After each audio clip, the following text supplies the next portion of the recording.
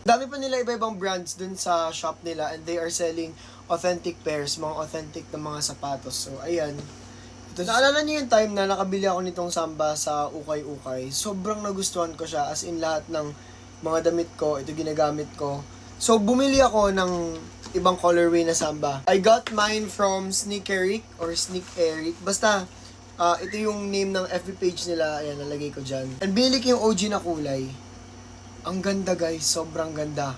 Ito kasi, itong ukay-ukay pair kong to, medyo malaki. So, yung binili ko ngayon is size 8. Grabe, sobrang ganda talaga ng Sambas.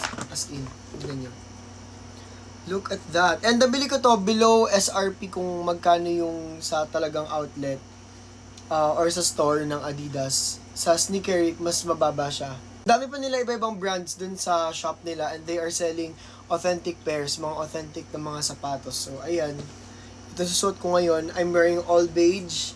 Tapos ito yung magiging shoes natin since pupunta ako ngayon ng Mega Mall. Mag-grocery kami ng family. Yes! I love it. Yes. Ang hirap makahanap ng Samba ha. Pag pumupunta ako sa mga bilihan sa mall, walang Samba eh. Ano yun? Tama ba yun? Charing. Ayan yung outfit natin. Samba. May plan kayong bumili guys ng mga sapatos. I-check nyo muna yung Sneaker kasi ang dami nila iba-ibang brands. May mga Jordan pa doon, may mga New Balance.